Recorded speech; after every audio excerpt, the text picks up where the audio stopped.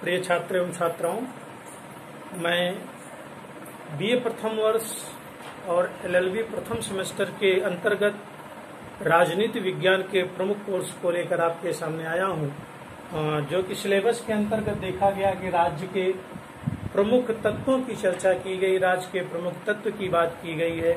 और ये दोनों जो है बीए एलएलबी प्रथम सेमेस्टर में भी इसका सिलेबस के अंतर्गत है और बीए प्रथम वर्ष में सिलेबस के अंतर्गत ये चैप्टर है। तो हम दोनों क्लास के बच्चों को ये बताना चाहेंगे कि राज्य से जुड़े हुए जो तत्व हैं, इनकी जानकारी मैं आपको इस क्लास के माध्यम से दे रहा हूं, आपको अवगत करा रहा हूं।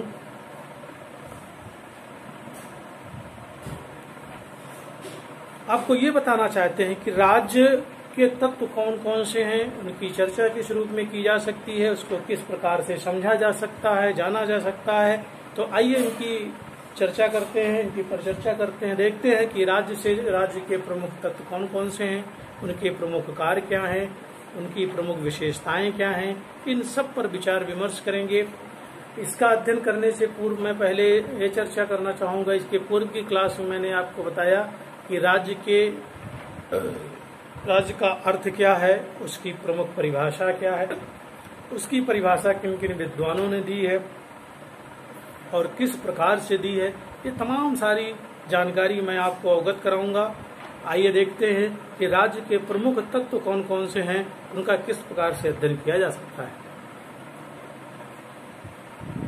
सबसे पहले तो हम देख लें कि राज्य के तत्व और प्रकृति के संबंध में, राज्य के तत्व और प्रकृति के संबंध में प्राचीन भारत के राजनीतिक साहित्य के अंतर्गत अगर हम चर्चा करें तो रामायण, महाभारत, मनुस्मृति, शुक्र नीति और सबसे अधिक जो चर्चित रहा हो कौटिल्य का अर्थशास्त्र रहा है।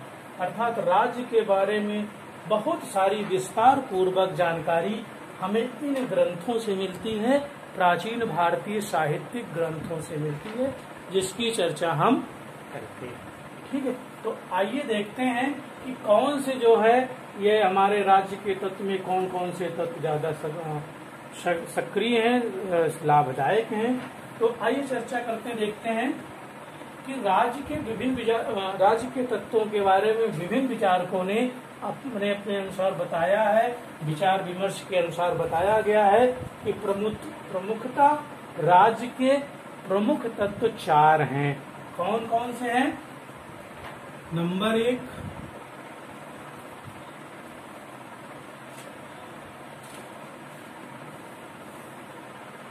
1 है जनसंख्या,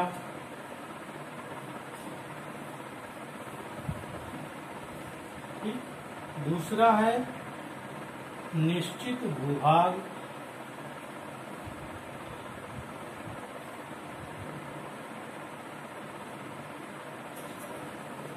तीसरा है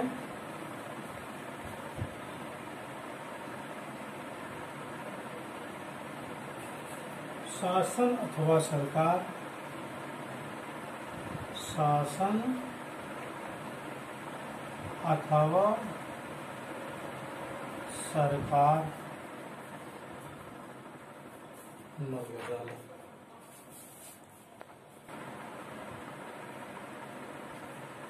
तो हम चर्चा कर ले, देखते हैं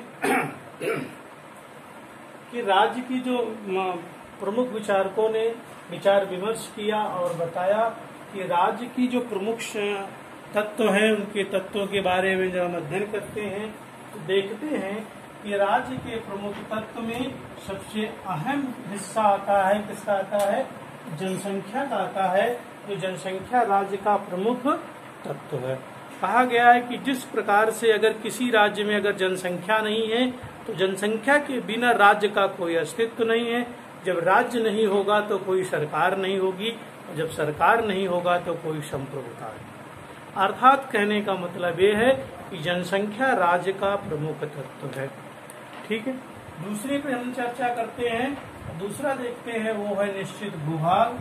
निश्चित भूभाग के बिना भी राज्य की कल्पना हम नहीं कर सकते, क्योंकि राज्य के लिए एक निश्चित उसकी समय सीमा होनी चाहिए, एक निश्चित सीमा होनी चाहिए, जिसके आधार पर तो भूभाग अगर निश्चित हो तो हम राज्य के तत्वों की व्याख्या कर सकते हैं।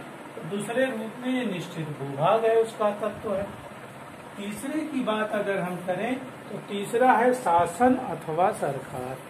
जब जनसंख्या उपलब्ध हो गई, निश्चित भूभाग उपलब्ध हो गया, जनसंख्या उपलब्ध हो गई, तो अब उसमें शासन करने की एक होड़ होनी चाहिए, अर्थात शासन करने की शक्ति होनी चाहिए, जिससे कि राज्य को सही तरीके से चलाया जा सके, सही तरीके से इसको संवारा जा सके। तो उसके लिए शासन अथवा सरकार होनी चाहिए। तो शासन अथवा सरकार कब होगी? जब संप्रभुता जिसके पास होगी, जिसके पास संप्रभुता होगी उसी की शासन होगी, उसी का सरकार होगा। तो इस आधार पर हम कह सकते हैं कि विभिन्न विचारकों ने माना है कि राज्य के 4 तत्व हैं। कौन कौन से हैं? जनसंख्या, निश्चित भूभाग, शासन अथवा सरकार, और चौथा है संप्रभुता। आइए इसका विस्तार से अध्ययन करते हैं, देखते हैं कि इन तत्वों के अंतर्गत क्या क्या तत्व उपस्थित हैं, उनकी किस प्रकार से चर्चा की है।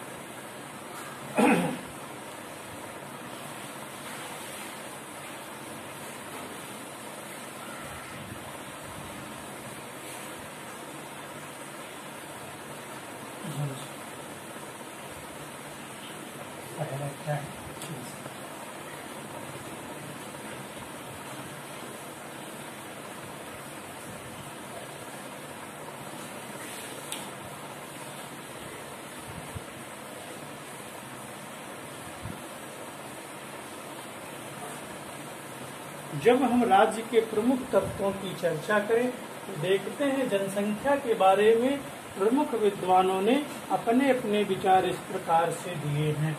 जैसा कि प्लेटो मानते हैं, प्लेटो का मानना है, प्लेटो का मानना है कि राज्य की जनसंख्या, राज्य की जनसंख्या 5040 होनी चाहिए। कितनी होनी चाहिए? 5040 होनी चाहिए।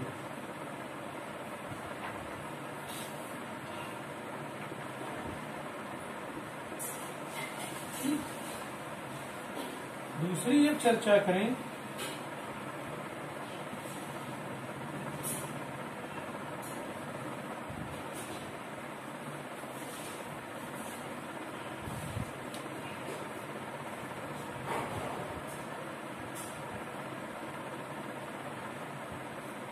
अरस्तु के अनुसार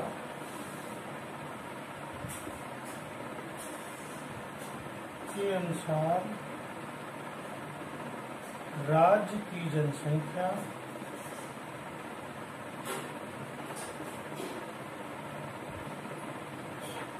जनसंख्या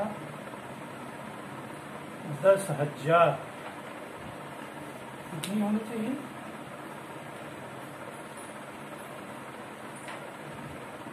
10,000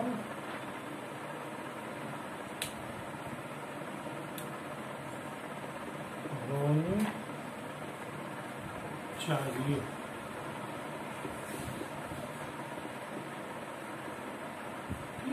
तीसरी में जो हम चर्चा करते हैं रूसो मानता है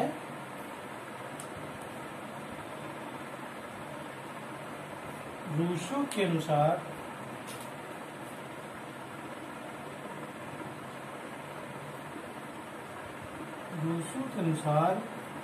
राज्य की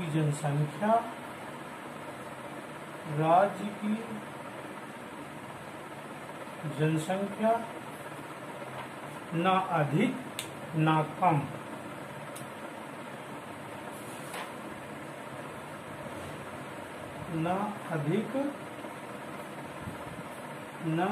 कम होनी चाहिए।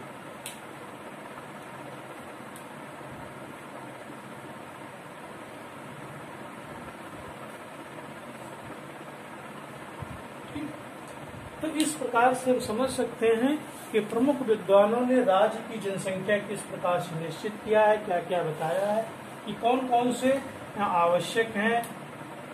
प्लेटो जैसे विद्वान मानते हैं कि 5040 जनसंख्या हो, अरस्तु जैसे विद्वान मानते हैं 10,000, और रूसो जैसे विद्वान मानते हैं कि इसकी संख्या ना अधिक हो और ना ही कम होना चाहिए, बल्कि आवश्यकता के अनुरूप होनी चाहिए। ठीक है।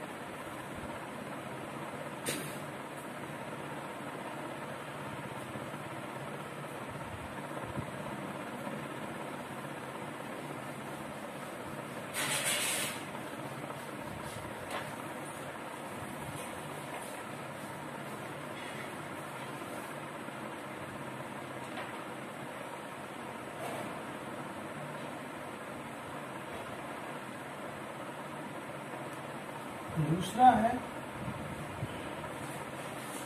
निश्चित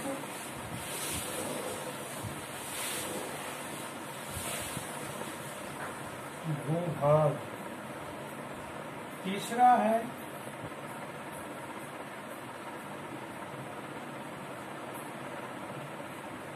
शासन एवं सरकार।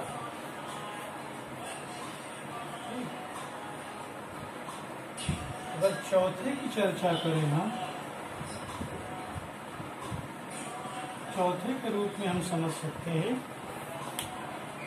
कि संप्रभुता।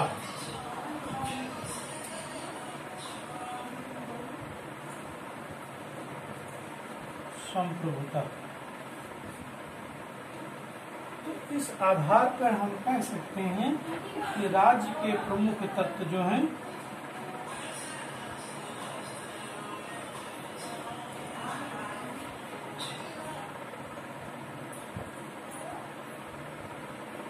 राज्य के प्रमुख तत्वों में संप्रभुता उसका एक प्रमुख हिस्सा है। इस आधार पर हम कह सकते हैं उसके लिए निश्चित भूभाग का भी होना अति आवश्यक है। कि प्रत्येक जैसे देखा जाए कि राज्य की अगर हम चर्चा करें तो देखते हैं वो एक निश्चित भूभाग है। जिस प्रकार से भारत अगर एक राज्य के रूप में है तो उसका जो क्षेत्रफल है 32,87,263 वर्ग किलोमीटर जो है, अर्थात एक निश्चित उसकी समय सीमा है, उसके बारे में बताता है, संदर्भित करता है, उसका जिक्र करता है। और फिर अगर हम चर्चा करें दूसरा शासन एवं सरकार की, तो अर्थात इस निश्चित भूभाग के अंतर्गत जिसकी शासन एवं सत्ता है, जिसकी सरकार है, वो क्या है, और राज्य को नियंत्रित करेगा, राज्य को संदर्भित करेगा। और शासन और सत्ता किसकी होती है, जिसके पास संप्रभुता प्राप्त होती है। तो इस आधार पर हम कह सकते हैं, देख सकते हैं कि राज्य के प्रमुख तत्व हैं, कौन कौन से हैं।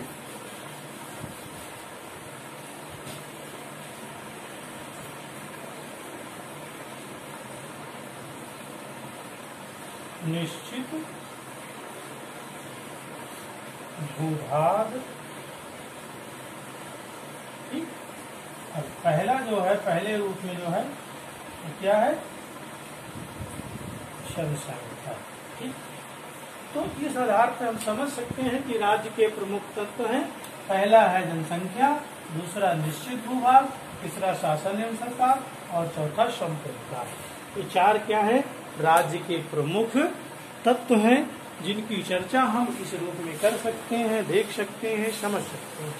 तो आज हमने आपको अवगत कराया कि राज्य के प्रमुख तत्व कौन कौन से हैं, राज्य के किन तत्वों की व्याख्या की जा सकती है, प्लेटो के अनुसार राज्य की जनसंख्या कितनी है, अरस्तु के अनुसार राज्य की जनसंख्या कितनी है, रूसो राज्य की जनसंख्या कितनी मानता है। तो आज हम चर्चा आपको किया कि राज्य के प्रमुख तत्व कौन कौन से हैं, उनका किस प्रकार से अध्ययन किया जा सकता है। तो मुझे उम्मीद है कि आपको ये क्लास अच्छी लगी होगी, समझ में आई होगी। अगले क्लास में फिर मैं नए तथ्य के साथ आपके सामने सम्मिलित होऊंगा, आपको नए तथ्यों से अवगत कराऊंगा। तब तक के लिए धन्यवाद।